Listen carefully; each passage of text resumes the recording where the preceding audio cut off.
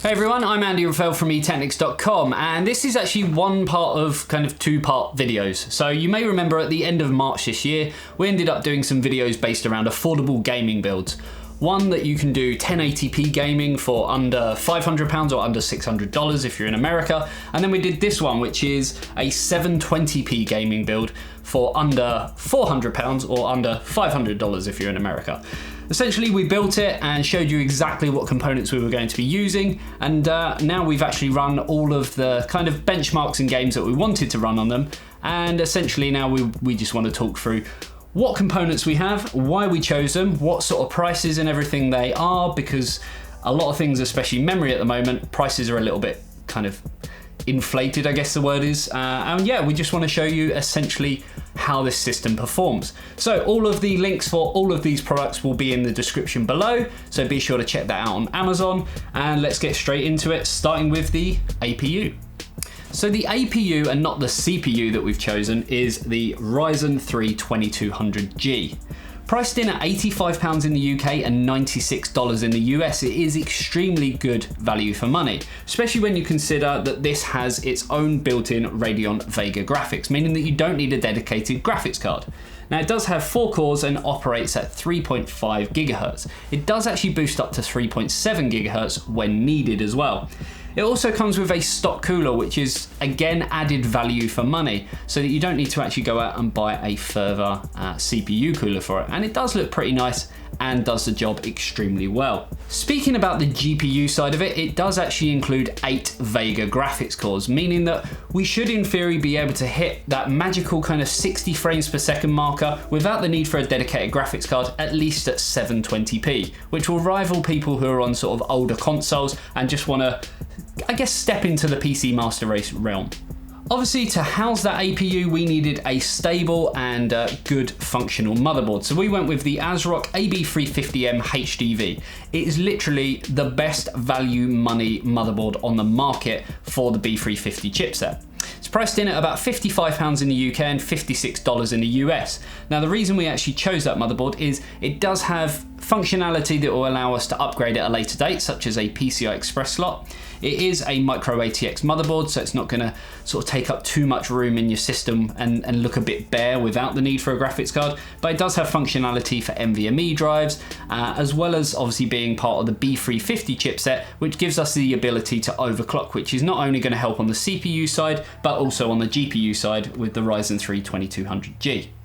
Now, talking about NVMe storage, there is obviously the drive that we decided to go with, which is the ADATA XPG SX6000. Now, this is priced in at £66 in the UK and about $94 in the US. It's currently probably the best value for money NVMe drive on the market. So it does have 3D NAND technology. Now the speeds aren't going to be blistering like your Samsung Evos, but for the money, it is extremely good. You're going to get about 1000 megabytes a second read speeds and about 800 megabytes a second write. So for the money, it really does rival the SATA sort of SSDs and M.2 drives that are currently on the market. Sticking with ADATA, we have got the XPG Gamix D10 2400 MHz memory. So this is a single stick 8 gig module, but with our motherboard, it does have 2 memory slots. So it does give you the ability to upgrade at a later date if you decide to spend some extra money on it. We decided to go for this because it is pretty low profile and does look quite nice in with the black heat spreaders as well. So looking at other things that we actually decided to go with, we realized that with the NVMe drive, maybe 256 gig isn't going to be enough storage. So we decided to go with the Western Digital Blue 1 terabyte. Now this is priced at about £32 in the UK and $35 US, and it is extremely good value for money. When we looked at competitor brands and what they had to offer, you'd be looking at about another £10 to £15, maybe even $20 in the US for a 1 terabyte drive from the likes of Seagate or Toshiba. It's not going to be blistering fast, but it is going to house all of your latest games, because some of the games out there at the moment, such as Final Fantasy 15, is about 55 gigabytes before you've even installed it. To power this whole system, we wanted a power supply that was going to be very stable, no frills, and was going to do exactly what it says. So we went with the AeroCool Integrator 400 watt. Now I have joked about this power supply before because the name does sound a bit like a sex robot, but it is extremely good for what it is. It has an 80 plus efficiency rating and is priced in at about £29 in the UK, but slightly higher in the US at $50. Again, the 400 watt is going to be enough for most people, but we did find in America that there's more sort of stock availability on the 500 and the 600 watts. So please keep that in mind, depending on your budget, of course. Now, chassis wise, we wanted to stick with AeroCool, so we went with the SI 5101 Advance. Now, it has got a window on it, so you can see all of your components, and if you decided to add a few maybe LED strips in there, it would really sort of shine brightly. Priced in at £35 in the UK and about $50 in the US. It is extremely good value for money, and does have USB 3.0 on the front panel I/O as well. Not like your conventional case where you'd have a power supply at the bottom. This is actually at the top, but it is one of AeroCool's best-selling cases.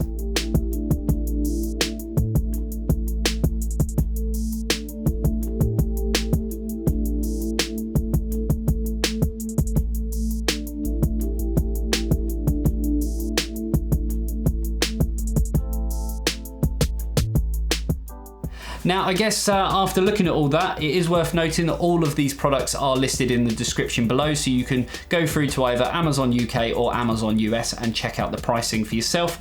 Obviously, at the time of filming, these prices are correct, but prices, especially on the memory, are fluctuating quite a lot because the prices, especially on memory, is inflated at the moment.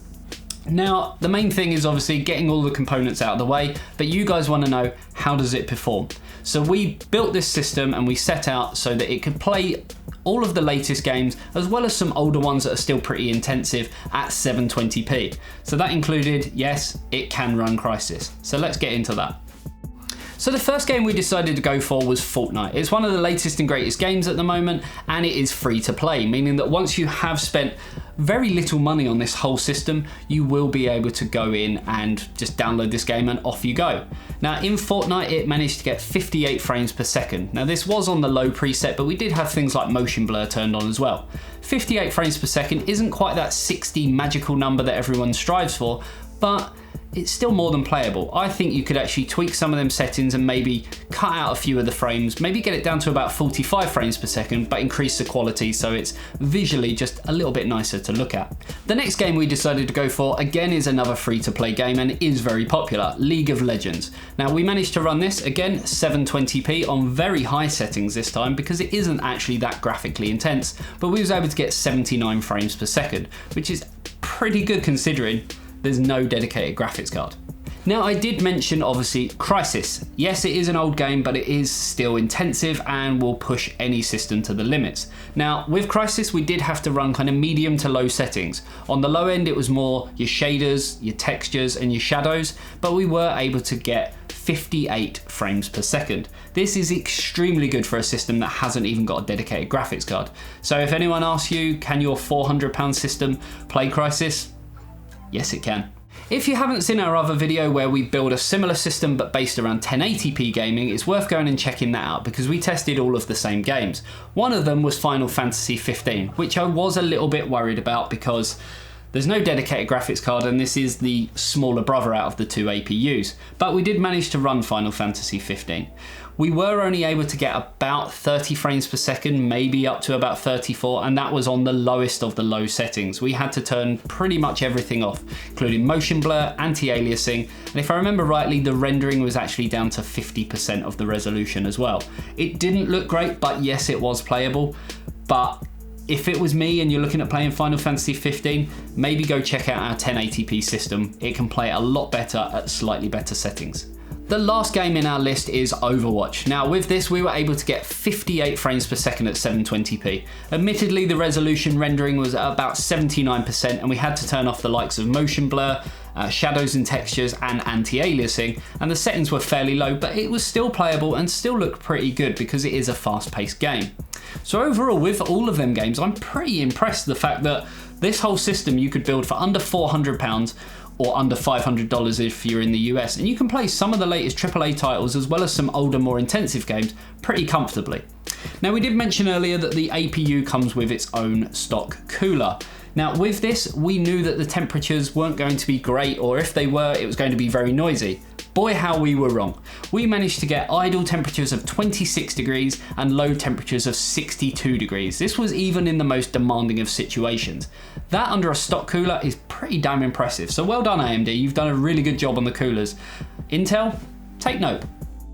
So that about wraps it up. As I say, if you're looking for a system that is going to be relatively low value, you don't have to go out and it's not going to break the bank, then this is going to be the one for you.